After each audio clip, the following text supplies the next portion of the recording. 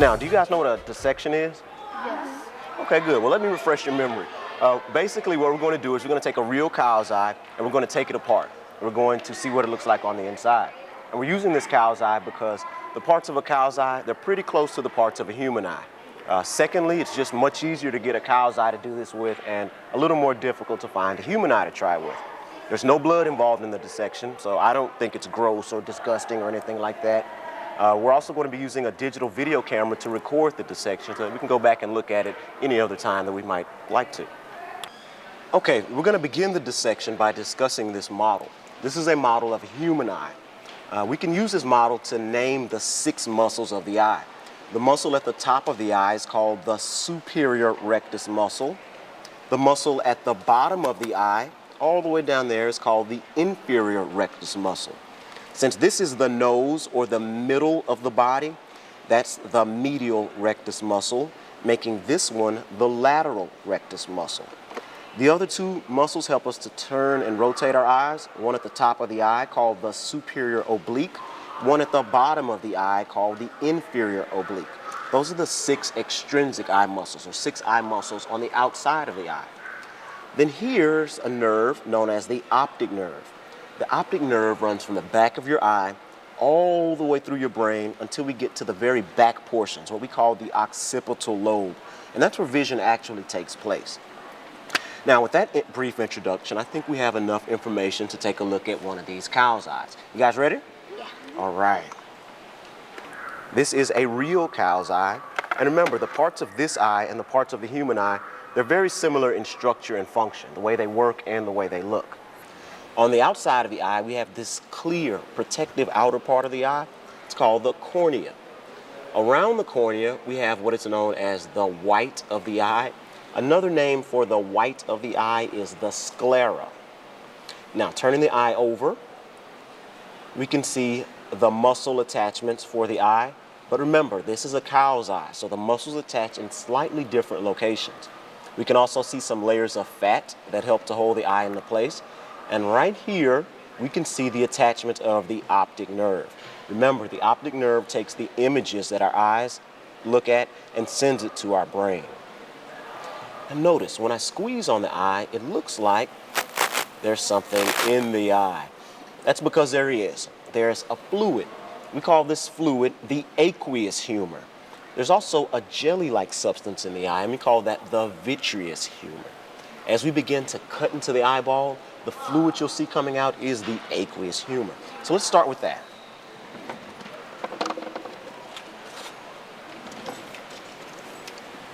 Our first cut is going to remove the cornea, the clear protective outer portions of the eye.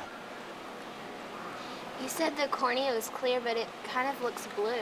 It does kind of look blue, and that's because of a chemical change that can be attributed to the chemicals we store the eye in, the preservatives. Normally, if the eye was not in preservatives, the cornea would be completely clear. So removing the cornea from the eye, we can see now that, wow, it really is clear. You can see right through the cornea, and there's nothing that stops you from seeing through it. You can see shape as well as color through the cornea. This is one of the leading causes of blindness. This is the only part of the eye that can be transplanted from person to person. Now, directly behind the cornea, we have this ring of smooth colored muscle. It's called the iris. Now, in a person with brown eyes, the iris would be brown. In a person with blue eyes, the iris would be blue. So it's this iris, or this ring of smooth colored muscle, that gives each person his or her eye color. And this hole in the middle is called the pupil. The pupil is the light opening for the eye. In bright light or sunlight, the pupil opening shrinks, allowing less light to enter the eye. In darkness or dim light, the pupil opening enlarges, allowing more light to enter into the eye. Now let's go a little bit further into the eye. Let's pour the rest of this aqueous humor out. So what are all those black things floating around? Well, many times we call these floaties. They're pieces of the color or pieces of the iris that's broken off. They're fragments of colors. Now let's pour the parts out that are inside the eye. And now we'll cut the eye into halves. The eyeball itself is made up of 3 layers. The outside layer of the eye is what we call the white of the eye, or the sclera. The middle layer is what we call the choroid coat. It's tough and rather fibrous. And the innermost layer is this shiny, highly reflective layer called the retina. Now, on the other half, remember we said that this was the attachment of the optic nerve right here. Now, if we look at the inside of the eye, we can see what the optic nerve looks like from the inside. This is the optic nerve, and this would be stretched across the inner surface of the eye. It picks up visual information and relays it between the eye and the brain. Now, let's go further into the eye. When we began our dissection, we had the eye in one piece, kind of like this.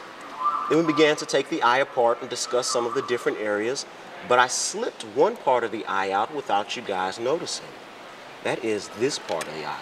This is called the lens of the eye. This black ring of muscle surrounding the lens is the ciliary muscles, and the jelly-like substance is known as the vitreous humor. And together, the 3 of these help us focus. What happens is this black ring of muscle pulls on the lens to slightly change the shape of the curve of the lens. That slight change in the shape of the curve is called focusing. Let's see if we can remove the lens from its protective casing. To do that, we're going to simply make an opening in the case of the lens. And you can see that opening. And at this point, all we have to do is gently squeeze on the lens, and notice it pops right out. Yes. Can the lens bounce? Can it bounce? That's a great question. No, the lens cannot bounce, and this is a second place that a chemical change has taken place. Normally, the lens is completely clear. However, the preservatives cause the lens to appear somewhat cloudy. Let's see if we can cut the lens into halves.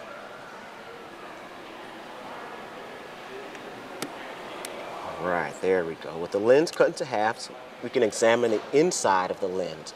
And looking at the inside of the lens, we see that it has that crystal-like appearance. Now remember, in the body, this lens is completely soft. But notice how hard it's become due to the chemicals that we store the eye in. Pretty hard, isn't it? If we hear about a person having having cataracts, this is where cataracts take place, on the lens, this portion of the eye.